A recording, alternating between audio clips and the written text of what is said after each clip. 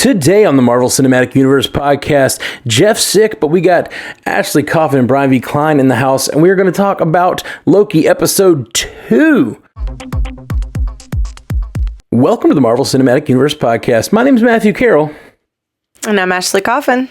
And in our producer chair, we have the incomparable Brian V. Klein. How you doing, Brian? I'm doing great. Thanks for having me here. Absolutely, man. Thanks for being here. And thanks for being on the cast last night. You've been on the Late Night Loki lately, and that's been really, really super great to have you. It's been fun. Yeah. So it's been fun. It's late at night. It's freaking recording at 3 a.m. is something I'm not used to. But 4 more weeks. 4 more weeks. We can do this. We can. I can keep the schedule for 4 weeks. That's about my limit probably, but I can do it. Not to mention we've got Black Widow in a couple weeks. It's gonna be crazy. Oh, I'm so excited. We're all going to movie theaters. Yeah, we are. I'm So much fun. super pumped about it, guys. Well, so real quick, like any initial thoughts before we throw you into your feedback cave? I know you were on last night, but Brian, did you have any revelations in the last 20 hours? I watched it a second time right before we got on here, and I laughed just as much and just sat there at the end as, you know, that fight scene. I still love the fact how they use the vacuum cleaners in the fight. Yeah. So, but yeah, I'm loving this show so much. Me too. Me too. Yeah, I got done with it as well just right before we started. I was doing the live watch, and it's just really well done. Like the dialogue between the two main characters is just amazing. Just amazing. So yeah, well, thanks for being here again, Brian, and we're going to send you into your feedback cave, and we will be discussing it, and he'll be back at the end to let us know any of the live feedback. Bye-bye. Bye. Okay, Ashley, now it's time for legit Ashley's Corner. What did you think of episode 2? I'm super jealous that I didn't get to watch it twice. Let's just start there. I'm glad that 2 people who have watched it twice are both here, because that was a lot. Let's just say that they opened at my home away from homes at a Ren fair, so I felt very seen. And then they went into Bonnie Tyler. Like, what more could a 1984 movie ask for? Like, I was just like, everything I love is happening right now. That's great. We literally talked about you last night when we were talking about that scene. We were like, I can't wait Ashley's to gonna love this. That's so crazy. I was like, oh my God, and it's 1985. It's a Ren fair. Like, I wish there was a dancing fire dancer in the background. That could be Ashley. I was like, it's me. Yeah, look, there's you. Loki looks super hot in his new fitted suit. Like, I don't know, the pop color outfit. I like it. It looks good on him. Oh yeah. That's funny. I think of that suit as kind of like schlubby dad bod kind of suit. It's too fitted. Like, his pants are definitely like a size like 1. It's just very fitted. Everything's very tight. It works. keeping it tight, Loki. Keeping it tight. That's rad. God, the banter between him and Mobius is just like the best part about this show. I totally agree. The way that they're just like, Ken kind of said it best. He's like, I don't like time travel stuff, but when you just keep having fun with it and make it enjoyable, it's enjoyable. And that's really what they're doing with this. And they're keeping it light. It's not too serious, but serious stuff is happening. Mm-hmm. That's the best. That's the best combination of, like, these people are truly concerned about the sacred timeline as being attacked and bombed, but it's just so fun to watch. All these people are fun to watch. Their banter's wonderful. They're like lots of clever lines. Like every scene has like a really well written and well acted like exchange between the two of them. I just can't say enough good about their dynamic. Yeah, I think it's my favorite show so far. It took until like the second episode that when it was over, I was just like, no. I need it right now. Yeah. I feel the same way. I like thinking about it. I kind of feel like with this show, I am less interested in the big. Well, part of it is a lot of the stuff we're seeing so far. We called ahead of time. either through trailers or discussions.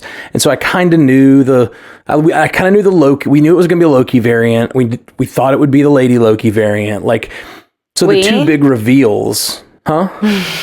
Yes, you thought so too. Yes, we did. We did think that. It was the wrists. Yeah, no. And after last episode, it was like basically confirmed by you with the wrist noticing. But even before we saw the show, we were like, yeah, this is probably Lady Loki. That's probably who that character is.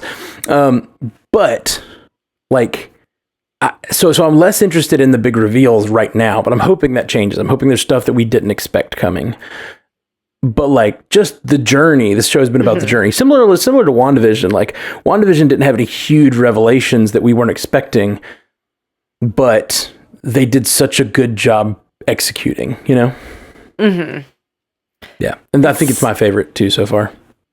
It makes sense that this show would get 2 seasons, because I don't know if they can tell this whole story in another 4 episodes. And when the second season that they said was coming out, when would that even be within the new movie? Like, would it be before or after Multiverse of Madness? It's really interesting that they said so early on that the show was going to get 2.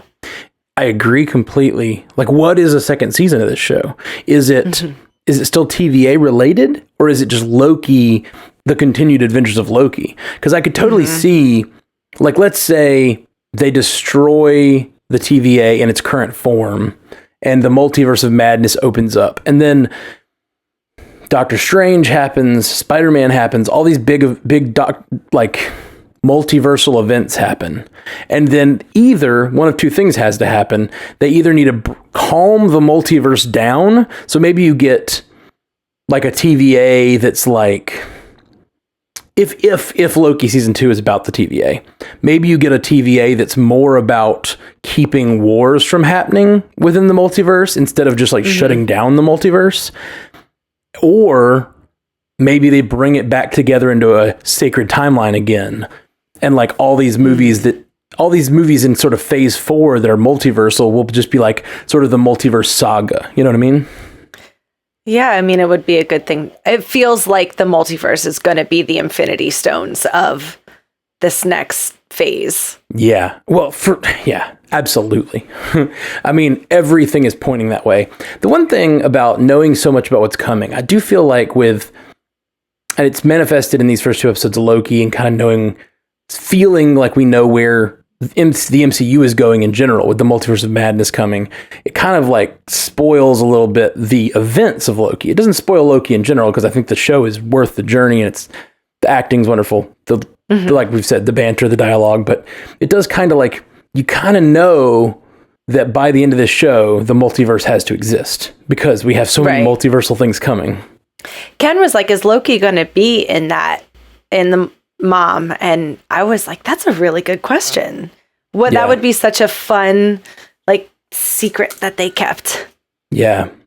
Because if he's causing all these time problems, and I don't know, it's really interesting to see where everything's going to tie into. Because they did say that this film was going to like affect all the other things coming, and I'm like, well, how much of which one? Like, please show up in Doctor Strange. Oh, I'd love it. I kind of think he won't, though.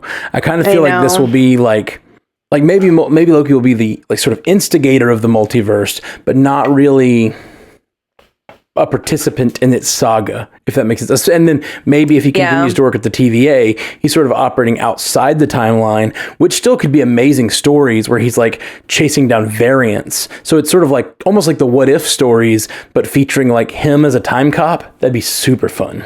Yeah. I would love that as a season 2. They can get him to fall in line. That's what I keep worrying about, because like Mobius is just putting all his chips on him. He really sees something in him, and we're seeing something in Loki too. But deep down inside, I'm like, oh, but you just cannot help yourself. You're going to do... Loki can't help himself. He's going to do something, and he's going to betray him, and it's going to be so sad. Yeah. Well, see, me and you have different views of the story right now. I think the TVA, like the people in the TVA are good people. They're like trying to do good things, but I don't think the TVA as a whole is like necessarily a like good organization. they keep definitely showing us that little by little. And there's a whole conversation about basically faith, that like Mobius has faith in the TVA and he has faith in their mission. I think this story is going to be less about Loki betraying him and more about him realizing his faith is bullshit. Sounds like a very familiar story that would, a lot of people could connect with. Yes, I think maybe it's my own hangups that are seeing that in the story there, but like he has this just like blind faith in the TVA, and I don't see it. I don't see these like space lizards. So like I could see a TVA that emerges after all of this in season 2 that like maybe it doesn't have the space lizards as at its core. Like maybe there's no sacred timeline. They're just trying to keep people from using time travel to like destroy and hurt people. Maybe like I could see like a TVA that emerges with all of its power with a different goal in mind, if that makes sense. Mm-hmm. And you can see Mobius trying to like push back more against the way that the TVA is treating the people in the timelines. Right. Well, see, he pushes back on their tactics, but not their goal. Well, no, because he can't see that yet. Right. We'll get there. Loki's chipping it away little by little, just like he does so well. They both get the best of each other so much. Like the way that Mobius talks to Loki, the way that I talk to my friends' kids. Like, oh, Explain. Let's race. Let's see who can stay quiet the longest. Right. When they're trying to look for this stuff, like he does get over on him, which is so fun to watch them just continuously get one over the other. Interesting. I don't know that I've seen Loki really get anything over on him yet. Right? Well, I guess because I'm seeing it as like his whole working with him is him getting over on him, because I don't trust Loki because I feel like I know him. Right. And I know better. I think you're right. I think that I think that Loki is going to try, but so far he's failed. He's like every little trick he does. I loved the line where he's like, I have sharp ears too, He did ruin his lunch pretty good though, so that salad was destroyed. The salt and pepper theory was like really good. And then the juice box is added. That was just so funny. Super funny. I would love the whole Pompei scene. I really enjoyed Loki having like the best day he's had in a long time. Like he was just having a good time in that 15 minutes of being on Pompei. I had a good time with him. Yeah, absolutely. Okay, let me run down a few things I guess I wrote down if you don't have any other. They confirmed what the red line means. That was kind of a big deal. We discussed it, and it's exactly what we thought it would mean, which is like once it goes past the red line, they can no longer reset it, at least with a charge. I'm assuming they have ways to attenuate for red line occurrences, but like, I wonder if like the timekeepers would have to get involved for that. Yeah, or if they have like something bigger than a reset charge, another way to intercede or whatever. But that explains what the red line is. We talked about it a little last night, but like I was really intrigued, and again on my rewatch with Miss Minutes, her being like, "Are you recording or alive?" And she says, "Sort of both," because. Like, I liked it last night. We talked about it possibly leading to the idea that there might be AI at the center of this thing. Like a Jarvis. Yes, exactly. Or an Ultron. Someone in the chat threw out the possibility of Ultron being running the TVA. That's not what we want to think. Yeah, but it also made me think this time that, like, she says that thing, "Are you recording or alive?" And she says sort of both. And that sort of made me realize, like, that's what everyone in the Sacred Timeline is. Yeah. Because they're all repeating what the space lizards want them to repeat. So they're all kind of recording and kind of alive. Like there's a little bit of like head trippiness there that I really liked. Well, it is interesting that like the TVA people, so we're thinking that they don't have a life outside of like TVA City. Like they can't jump into any time and ride a jet ski. Like that's really sad. Yeah, it is. Oh, also, we talked a lot about last week. Where did they come from? Remember we talked a lot about that? It says specifically in the first episode that the timekeepers created them. So so it's like their own like whether they're robots or whatever. Well, that would make sense for the thing they got to go through, because apparently they have robots that look like people. So AI confirmed. True. Yeah. I imagine the future of Marvel has those things as well. So like if they're looking from the 30th century, they probably have human looking robots. Mm-hmm. Also, there's a really interesting line that I don't know. How did variant Loki, evil Loki, female Loki, same thing. Hey. It's a joke. It's a joke. Yeah. How did female Loki convince that TVA officer to give up the secrets of the Timekeepers? Maybe she doesn't do well with torture. Maybe. She seemed all kind of brain messed up. Like, Loki's powers. Like, I kept yelling throughout the whole thing. I was like, hey, man, don't forget you're a god. Why don't you use them god powers and do some god stuff? Don't you want to do some god stuff? When he was fighting that guy, like, you're strong, remember? I saw it. Yeah. Well, he doesn't seem to have the same powers as, like, Thor, for instance. Like, he doesn't seem to have super strength and stuff, right? He seems like he's a little, like, a strength midi. Right. Mid-strength. Mid-level, mid-weight, or whatever. I can see that. The thing it made me think of, okay, this lady's tied up, and she's like, the first thing they say when they run over to her is, I want to go home. And then they're like, we're going to get you back to the TVA or whatever, you know? And like, it made me think about, so like, what if the Timekeepers and Miss Minutes and everything else is all a lie? What if her home is not the TVA? What if all these people the TVA is using, what if they are all from the timeline or something?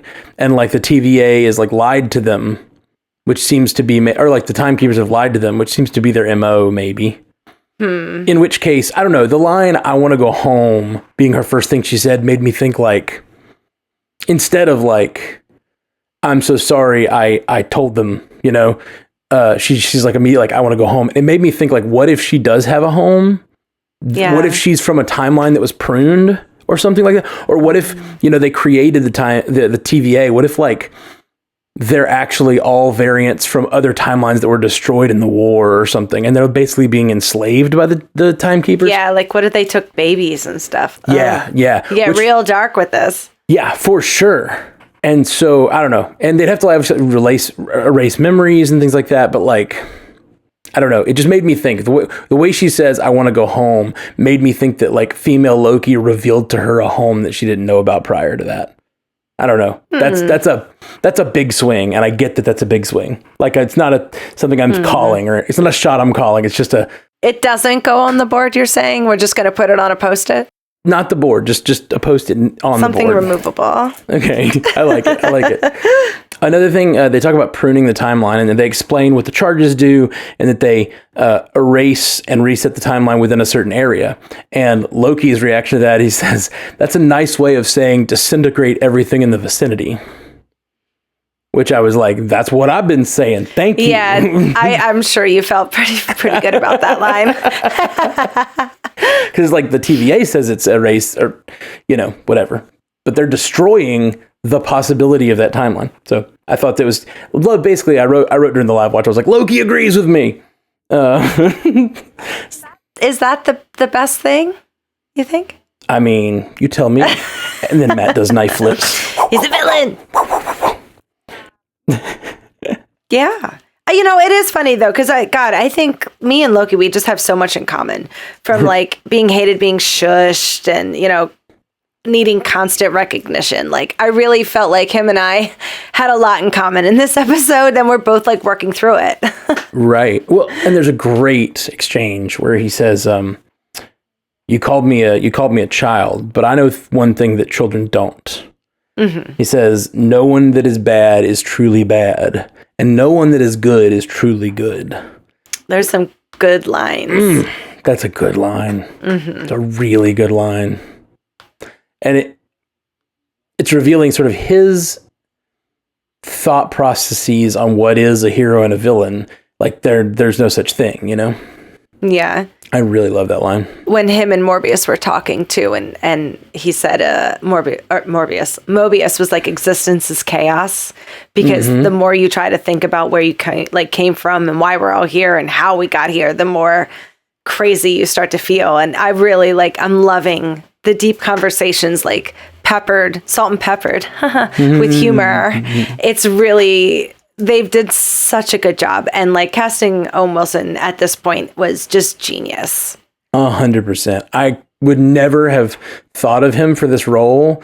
And he's not even doing anything out of his comfort zone. He is playing Owen Wilson. Like, he's a little more serious in this. He did a little bit of the where in this one, but he didn't say wow, but I heard him say something that had a little bit of a her. It's a little like that, little nasal. I was like, there it was. Just say wow. And now, if the wow thing, people have been joking about it. Like, I need him to say it in this series somewhere. It'd be amazing if they really, the moment they destroy the timekeepers and everything is falling apart and all the multiverse is being opened up and all this stuff, he just looks at the world being destroyed and he's like, wow. Oh my God. Just it would be so meta and fun. What did you think about that hurricane in Bama in 2050? we joked about it a lot last night. It's like, man, my home state is brought up for the first time in the MCU, and they're destroying it. It's pretty great. Well, anything else you want to touch on before we bring BVK back with any the live chat? I think that's it. I'm super disappointed that Loki jumped through the box, but I knew he was going to do it, so. I need you guys to talk about the jet skis.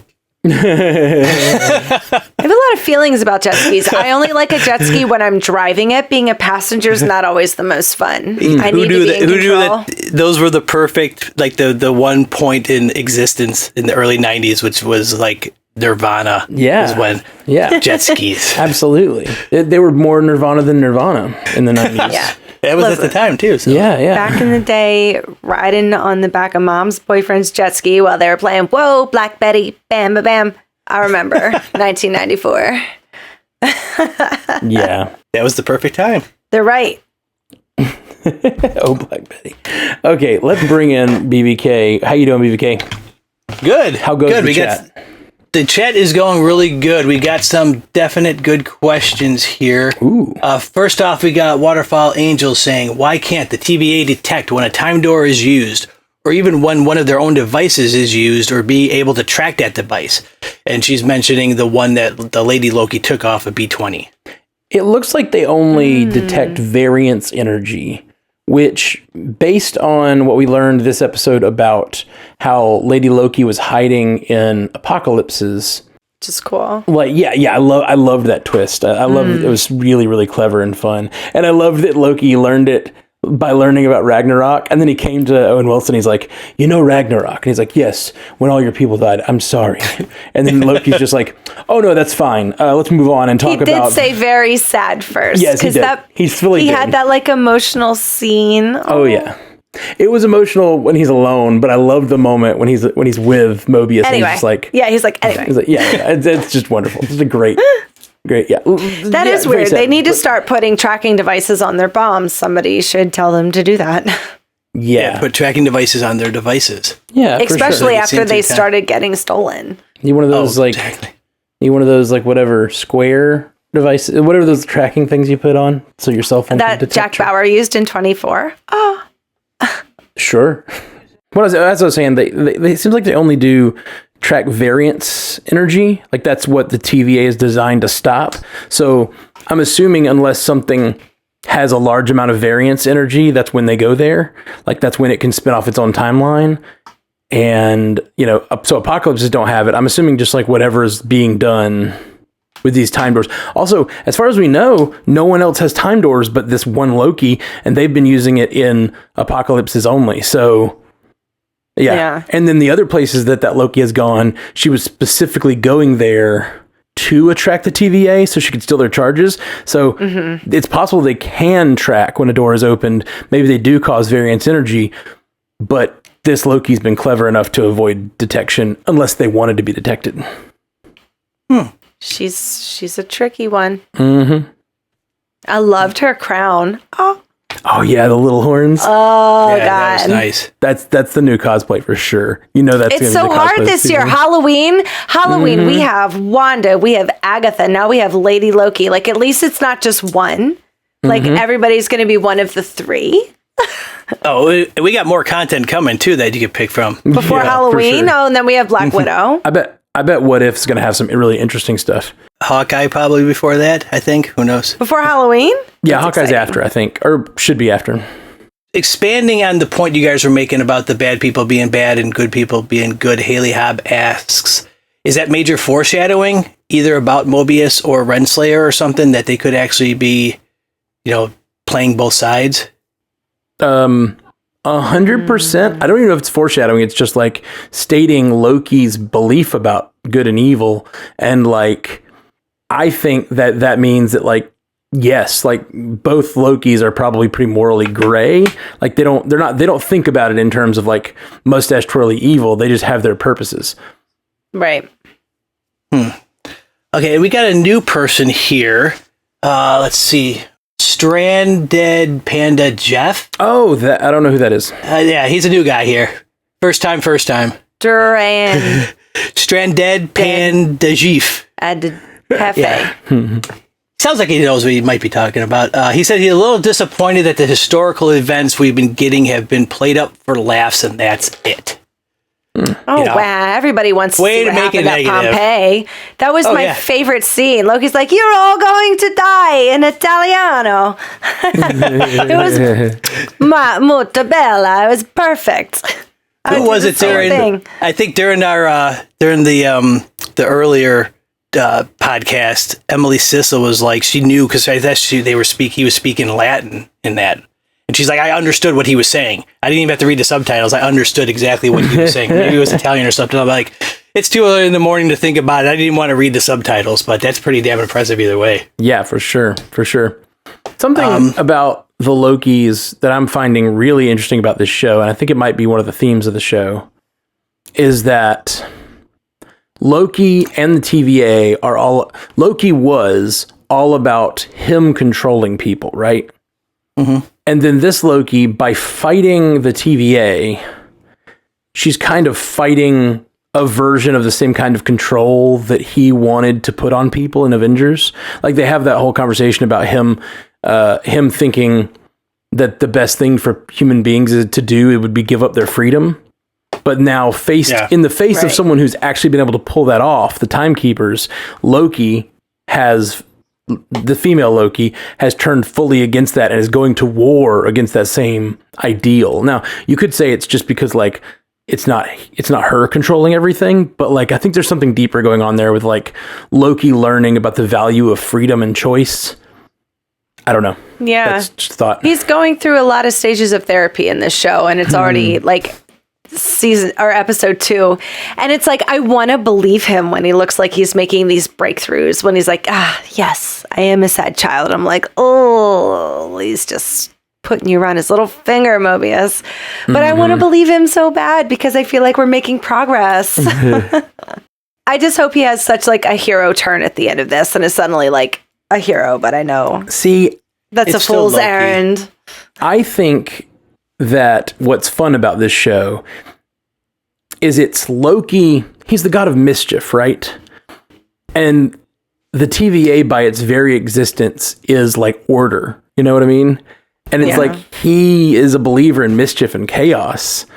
And he is like, no matter what he does, if this show ends with the multiverse being in existence and the TVA falling, at least to the point that it has to disrupt the sacred timeline and all the multiverse splitting off, that means like Loki really fulfilled his goal as the god of mischief, like the chaos ensues and it allows for so many new things. And I love that concept. I love that he's like really fulfilling his role as the god of mischief.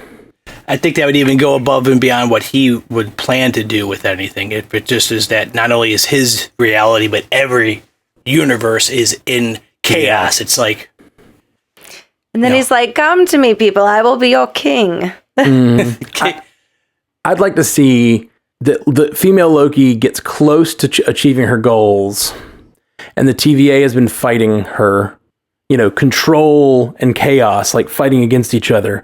And then right as she's like stopped or captured, Loki has to make the choice. You know what I mean? Like Loki gets to be the deciding factor between, I think we're heading towards that, between chaos and order. And he believes himself to be about order, but he's really about chaos. And I just find him fascinating. I love it.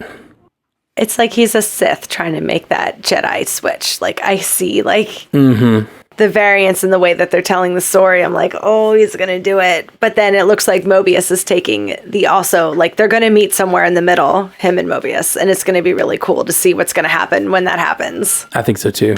And the one thing we have to keep in mind too is that this Loki that we're seeing here from the main MCU timeline is the one that just was pulled from the Avengers movie. So we don't see any of his development from Dark World and anything else that he's done as far as becoming more of a sympathetic character. Right. So for him to be able to do what he's doing right now, I mean, you still see the fact that you really think, because he tells, he tries to screw them over the first time when he was at the Ren Fair, he's waiting outside for us, and Mobius is like, yeah, no, you're messing with us. And then he tells the female Loki at the end, it's like he's just trying to get on. And he's a con man. I mean, he's trying to get the confidence of everyone. And right now, we don't really know what side he's actually playing. That's why I love that every time he reads something about what happened in the future, it gets real intense. Like we see real emotion from him. Because I feel like that's us kind of seeing that he's actually feeling these moments. And it's not just like, well, who cares that Asgard, whatever. Like, who cares that my mother died? Like, he's taking those moments in and feeling them happen. And we're seeing that emotion. And that's where I'm hoping for that change. And I just hope that, he's going to be that Loki by the end of this that we had at Ragnarok. Right, because he's literally getting bombarded with all this years of information, one after the other in a short period of time. He's not getting to experience in real life, but he's just seeing this is what was inevitable for it to happen to me. And it's just, I'm just waiting to see, they're doing a great job of, not that any of the other shows didn't have this, but I just wish it was Wednesday morning again next week, and I could just see the next episode right away. Although I'll probably watch this one 4 or 5 more times. I actually love that it's Wednesday. I feel like coming off the weekend, it just feels like it's a lot faster than it was on Fridays. Well, did you see the announcement today that all Marvel and all the basically the Marvel and Star Wars series going forward after the run are going to be Wednesday time slots? Oh, is that only through summer? Because it makes sense for summer, especially now that COVID's over, because people go away for the weekends. So during the summer, if you got a Friday slot for a TV show, it was called the Death Zone, and your show is going to get canceled. And not only that's always been the last few years, that's Netflix territory. They dump everything. And even though the Marvel stuff and the Disney Plus stuff is must-see TV in that same sense, they realize that Loki, with it even being now that it's the pandemic is breaking, the numbers for the first 2 episodes they announced today are just through the roof, beating any of the 2 previous shows by a lot. So now they realized, okay, this is our time slot now, because it gives the people the Wednesday, the Thursday, you don't have to, on Friday night, you come home from work, you might not watch it right away. It's the weekend. You might end up watching it Sunday, Monday. This is, you're watching it. If you don't watch it like we do in the morning, you're watching it Wednesday after work, or as soon as you can, because there's really nothing else going in that middle of the week. Yeah. It's fantastic. Because it's I don't work Monday, so I work Tuesday, and then immediately it's boom, happy thing. Get Matt's thinking oh crap, we got to do this late night thing for every show coming up. I love this, and I like the late night thing. And we're really doing the late night thing so we could get Ash in on these first day casts. But I think it will probably continue to do it. Yeah, this was a gift for Loki. Yeah, this is mostly just for Loki. But I really think we will continue doing this because I like the late night thing. I think it's fun. It's been a blast the last 2 weeks. It might be a different story in 4 weeks from now because I've got to get up for work then. But the adrenaline from this show is actually pushing me through the day. Yeah, same. Y'all were talking about something a minute ago that I really wanted to chime in on. The idea that Loki has those private moments where you can see his emotionality. I love that because that's something that's been going on since Oh gosh, what was the movie? Since Dark World, like Thor: The Dark World. Yeah, is that the one? That's the one. I always forget the name. Where he is sitting in his cell by himself. You know what I mean? Like this because he's never been the protagonist of a thing. So hot in that movie. That's his hottest movie. I don't care about anybody. Like that movie can suck, but him and Hemsworth look so freaking hot in it. Anyway, I'm off. I gotta say, even for that Loki's hair in Dark World is it's the best. The longer hair. So him and Hiddleston didn't use extensions; they used clip-ins. So all of most of the hair is real, and you can see the difference. Mm-hmm. You can tell by the way it moves in this one that it's a total wig. Yeah, like I got a wig on here, so. I don't know why he didn't just grow it out because yours looks like the perfect length. You have Loki hair. Nice. Thank you. I take that as a compliment. Well, like my point is, I just really like that. Like that's become a thing now that we have him as the protagonist of a show.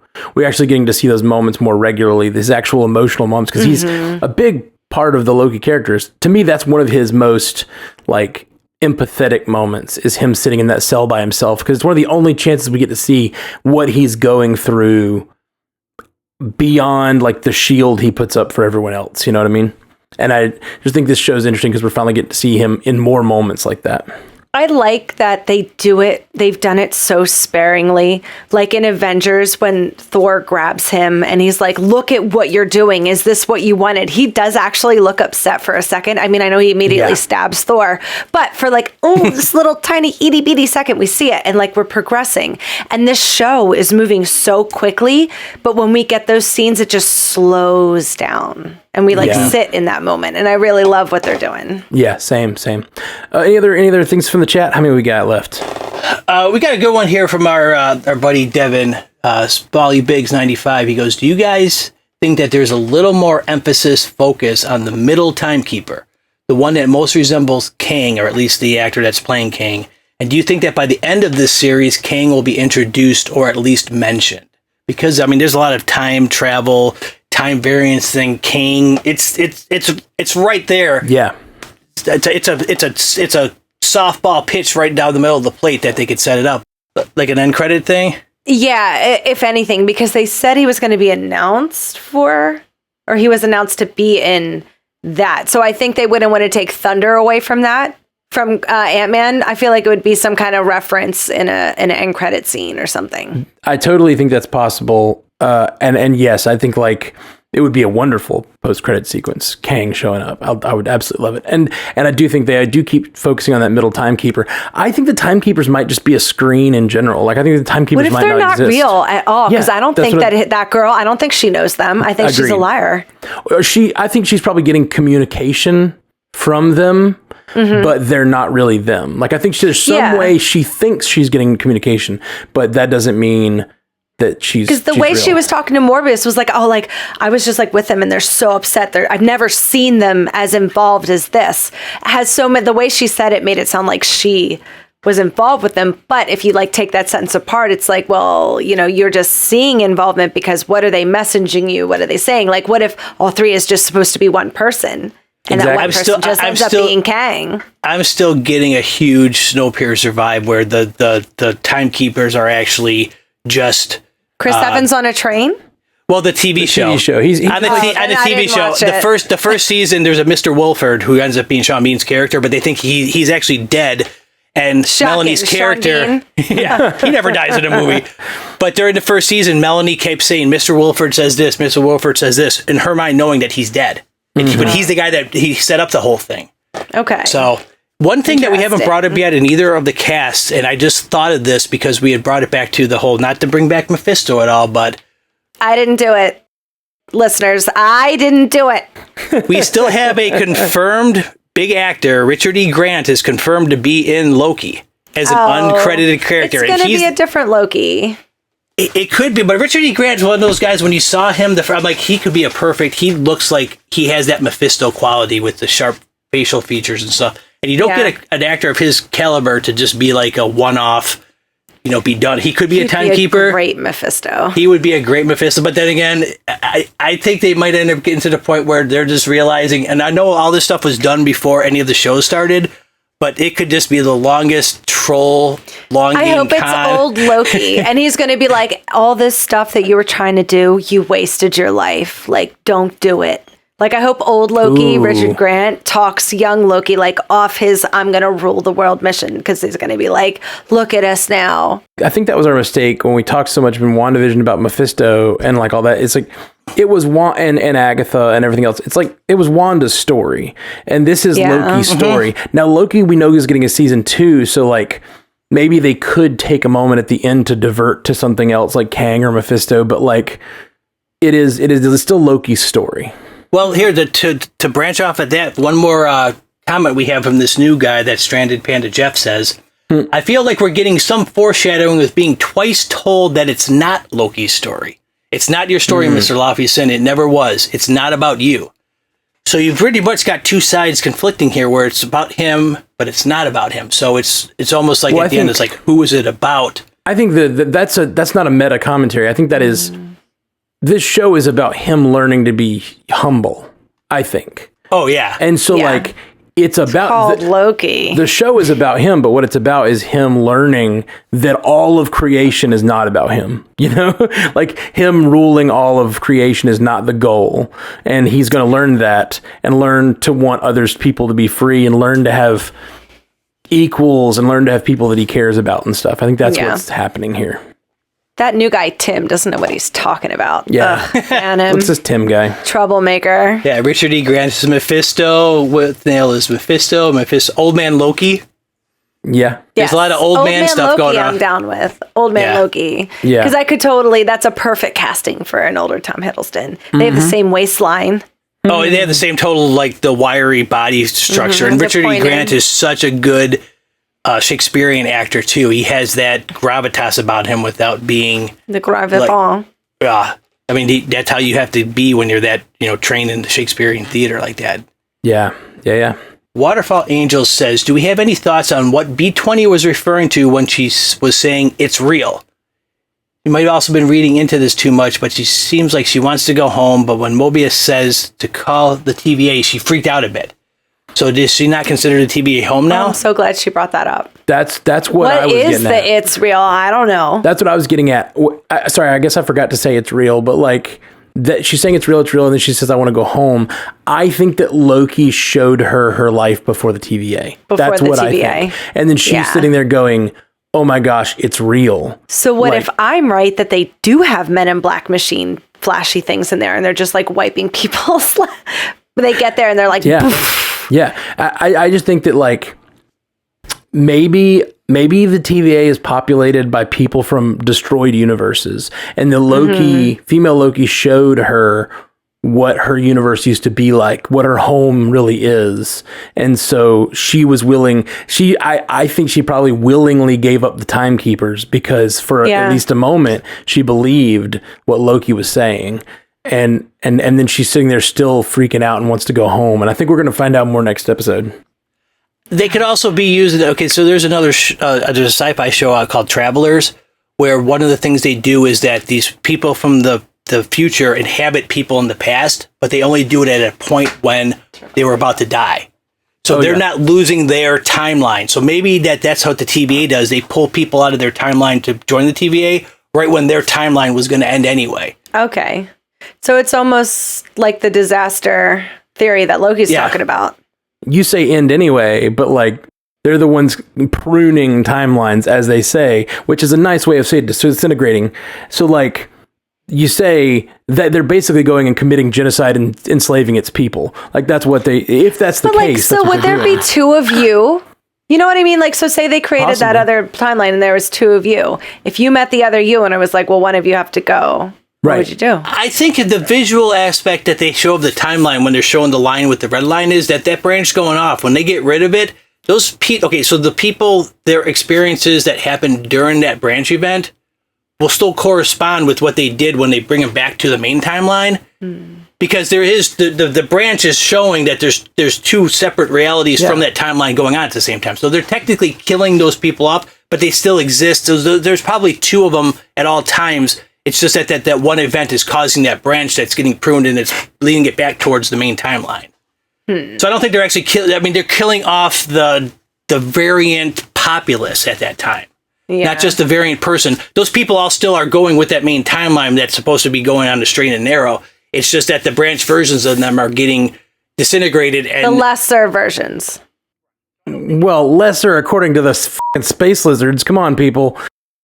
Why are you guys buying into the space lizards? I'm agreeing with Loki, the lesser Lokis. Yeah, and I love the fact that when they show all the variants that normally when you talk about like multiversal stuff, it's all the same version of someone, but this is just, obviously there's female. I've seen there's multiplicity. bulk. I don't want a whole, but listen, the world doesn't need more than one of this, okay? I understand that. We all know that. So if given the choice, I'd be like, yeah. Yeah. Them before me, the lessers before the real. I really agree with Loki. Like, am I a genocidal maniac, guys? I don't know. Maybe. Don't give me powers. I personally, knowing who I am, and I'm like the Alpha BBK, that I want this one to be the one that ends my story. I don't want any branch ones depicting where I'm going to go. Yeah. I Screw choose those where guys. I have dinner. Screw Not those you. guys. Yeah. I'm the one that put in the effort. I'm the one that reaps the rewards, right? Yeah, I'll pull the lever. The whole thing is really interesting, and it's like I love this kind of stuff. And this is what like you just asked, like, how does it work if you have two versions of you? There's like whole shows about that. There's a show called Counterpart, which is amazing on Amazon Prime. It's J.K. Anything Simmons. I've watched, it's never gone well though. What?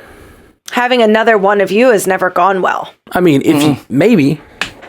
Well, what show has it gone well? Okay, did you see that show? What was that show with Scott Lang? Paul Rudd. Paul Rudd? No, it didn't go well. He stole his wife, and he stole his job, and then at the end he wanted to kill him. When you have multiples of yourself, and they've shown it even like in Invincible, you don't know which one's the real one. That's cloning and all, but it's like which one. Yeah. You all think you're the alpha person. I'm just saying, it went great on MODOK, the two Louis. Well, yeah, that was just because Louis is such a great character. I love the fact that they made two of them and he kept them. It's like, great. I'll take that all day. Even in Multiplicity, it went pretty well. Until when he started making copies of copies of copies of copies. It kind of did. He went too far with it, though. It's the same thing that happens. Okay. Well. Living with yourself. The other thing is, like, these people are existing on different timelines, though. So they don't exist in the same time. Branches of the same timeline. Well, there's no difference there. Because that's the thing is, they're okay. So we're not going to get into this whole argument again because it's you know 7:17 and we got trivia in 18 minutes. Different argument.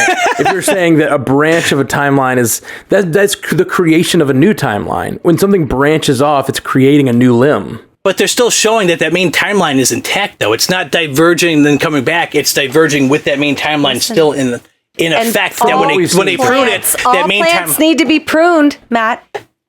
All right, you guys are genocidal maniacs.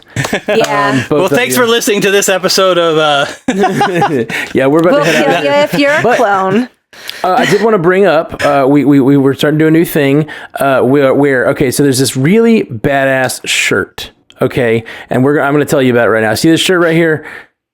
Loki shirt. The timeline wants to be free, and it's Loki in his TVA outfit. It's a beautiful, beautiful shirt. Oh, wow. If you like it, you can click on the link in our bio of the podcast and get or the YouTube video or wherever you're watching and see the shirt we're talking about. It's a beautiful shirt. So hot. It's in that fitted, fabulous pop collar jacket with a white button up and skinny tie. Yeah. We have an affiliate link with Fifth Sun now where basically if you buy a Fifth Sun t-shirt, they send us a cut. So we're going to start doing this where we're introducing a shirt every week or so you guys can go grab a cool Loki shirt. If you're looking for a Loki shirt, and you know you want to rep that this is your favorite show right now. I'm going to sleep in it. Do it. Yeah. Well, go get this shirt. It says the timeline wants to be free, and it's got Loki in his TVA outfit. It's really beautiful. You can check it out in the show notes. Click on the link, and that will take you directly to our affiliate link where you can buy the shirt or buy anything else on Fifth Sun, and we get it supports the podcast. So wanted to bring that up. Thank you guys. Thank you, BBK. Anything you want to promote?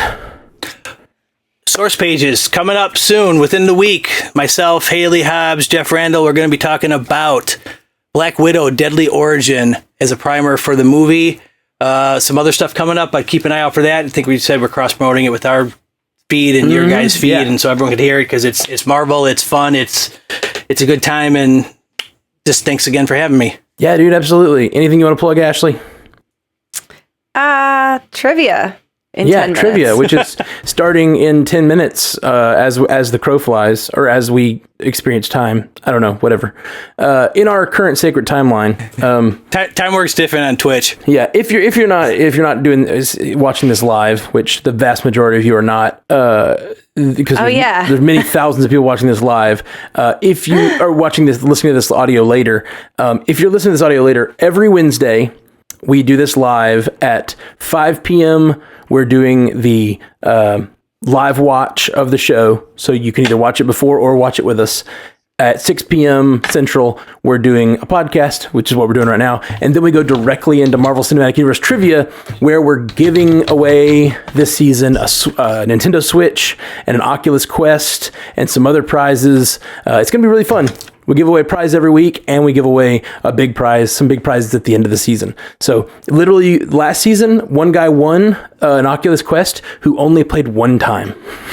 I mean, it's just fun to come out and hang with people, and like I said, all it takes is you get 30. You get enough points to get a raffle ticket. That's all you need, and it shows that anyone can win. Anyone can win. We're not biased here. We don't pay favorites. It's all based off of an algorithm. And the more you play, the more you get a chance to win. But we proved it last season. Someone who played almost every week won, and someone who played only once won, and that was kind of great. I was kind of hard data collecting. Yeah, it's crazy. It's cool.